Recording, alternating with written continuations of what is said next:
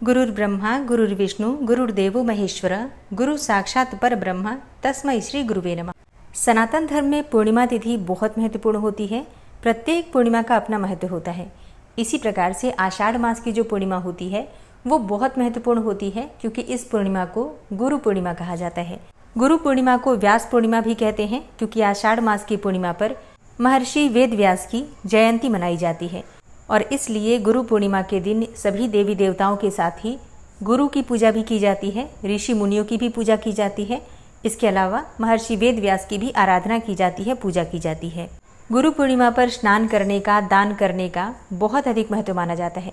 ऐसा कहते हैं कि आज के दिन मंत्रों का जप करने से भगवान श्री हरि विष्णु की असीम कृपा हमें प्राप्त होती है। इसके अलावा चातुर्मास की ये पहली पूर्णिमा है। जैसे कि बहुत से भक्त हैं जो कि देवशयनी एकादशी से ही चातुर्मास के व्रत करते हैं, और अगर आपने अब तक चातुर्मास के व्रत प्रारंभ नहीं किए हैं और चातुर्मास का व्रत करना चाहते हैं तो आषाढ़ मास की पूर्णिमा से चातुर्मास के व्रत नियम प्रारंभ कर सकते हैं। ठीक है, तो आज की वीडियो में मैं आपसे बात करने वाली हूँ कि गुरु पूर्णिमा कब है, आषाढ़ मास की पूर्णिमा तिथि कब प्रारंभ होगी, कब समाप्त होगी। अगर आप पूर्णिमा का व्रत धारण करते हैं तो आपको व्रत कब धारण करना है, गुरु की पूजा किस प्रकार से करनी है आपको, और गुरु पूर्णिमा पर क्या विशेष करें जिससे कि गुरु का आशीर्वाद हमें प्राप्त हो। इसके अलावा भगवान श्री हरि विष्णु और माता लक्ष्मी की असीम कृपा हमें प्राप्त हो, इसके लिए आज विशेष क्या करना चाहिए, संपूर्ण जानकारी आपको आज की वीडियो में शेयर करूंगी।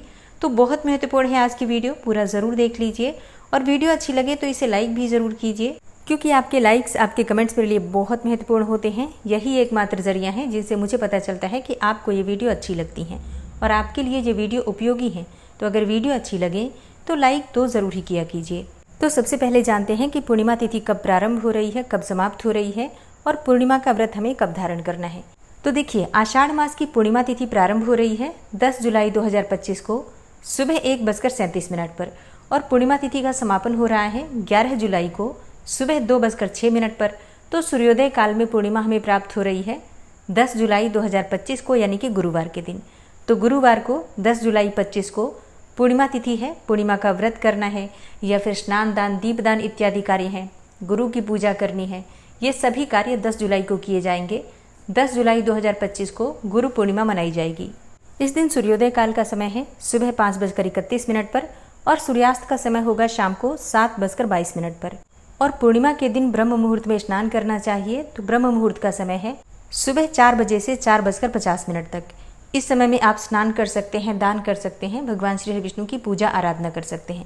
और अभिजीत मुहूर्त सुबह 11:59 से दोपहर में 12:54 तक रहेगा। अभिजीत मुहूर्त में आप कोई भी शुभ कार्य कर सकते हैं, पूजा पाठ करना हो, दान धर्म करना हो या कोई नया कार्य प्रारंभ करना चाहते हैं तो भी अभिजीत मुहूर्त सर्वाधिक शुभ मुहूर्त है। पूर्णिमा तिथि की संध्या काल में दीपदान अगर आप करते हैं तो इसे श्रेष्ठ माना जाता है। तो दीपदान का शुभ मुहूर्त है शाम को 7:20 से 8:23 तक। ये संध्या काल का मुहूर्त होता है। इस समय में आप पूजा आराधना भी कर सकते हैं, दीपदान भी कर सकते हैं, और माता लक्ष्मी की विशेष रूप से जो आराधना की जाती है वो शाम को संध्या काल में ही की जाती है। अब बात करें राहु काल की, तो राहु काल 2:10 से दोपहर में 2:10 से दोपहर 3:54 तक रहेगा। राहु काल में कोई भी शुभ कार्य प्रारंभ नहीं करना चाहिए, लेकिन अगर आप पहले से कर रहे हैं तो बिल्कुल कर सकते हैं, कोई दिक्कत नहीं है।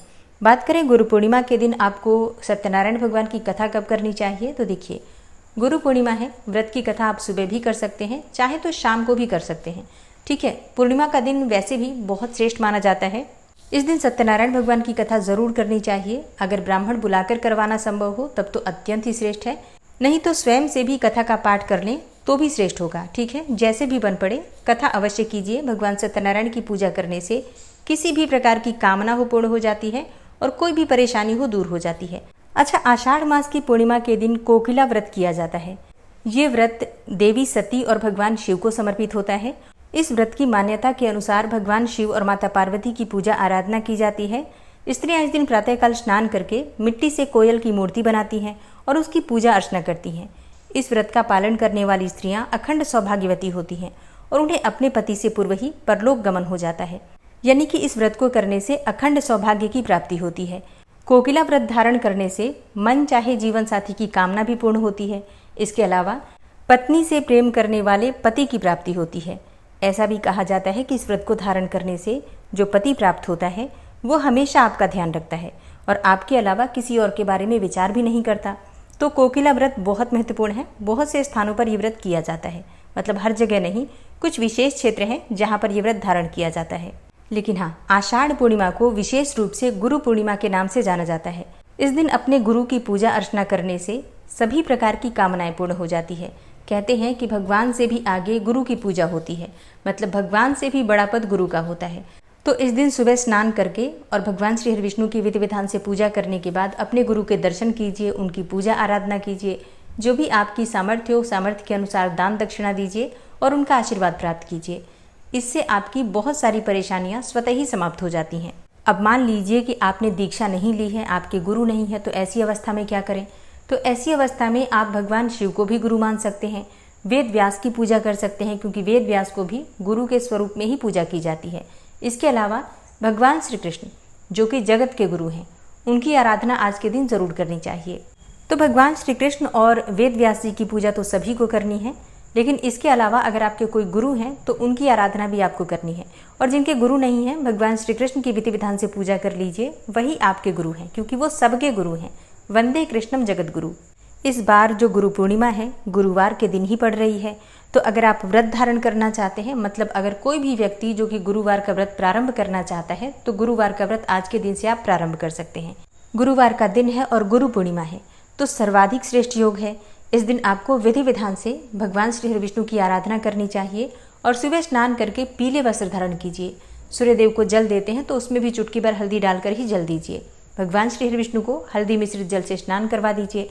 फिर पीले वस्त्र उन्हें धारण करवाकर पीले चंदन से उनका श्रृंगार कीजिए, उनको तिलक कीजिए, पीले पुष्प उन्हें अर्पित करें।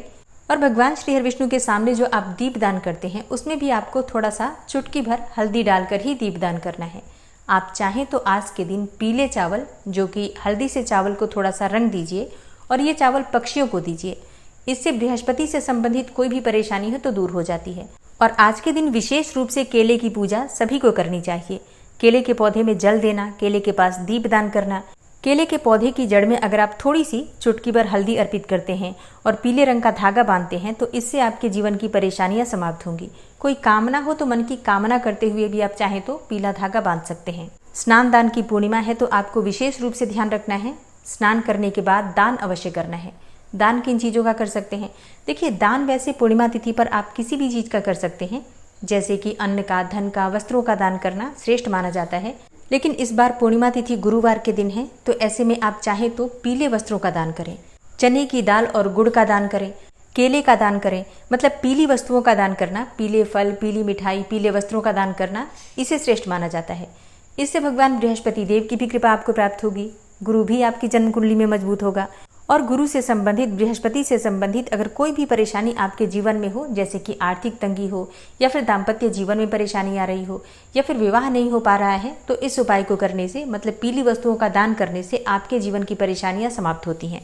ठीक है, तो ये सभी कार्य आपको गुरु पूर्णिमा पर जरूर करना है। अच्छा, गुरु पूर्णिमा के दिन विष्णु सहस्त्रनाम का पाठ करना बहुत श्रेष्ठ माना जाता है। आप चाहें तो आज से प्रारंभ करके, मतलब गुरु पूर्णिमा से प्रारंभ करके और पूरे चातुर्मास में आप विष्णु सहस्त्रनाम का पाठ करें, तो इससे भगवान श्री हरिविष्णु और माता लक्ष्मी दोनों की कृपा आपको प्राप्त होगी। विष्णु सहस्त्रनाम का पाठ कैसे करना चाहिए, किस विधि से करना चाहिए, इसके लिए आने वाली वीडियो जरूर देखिए।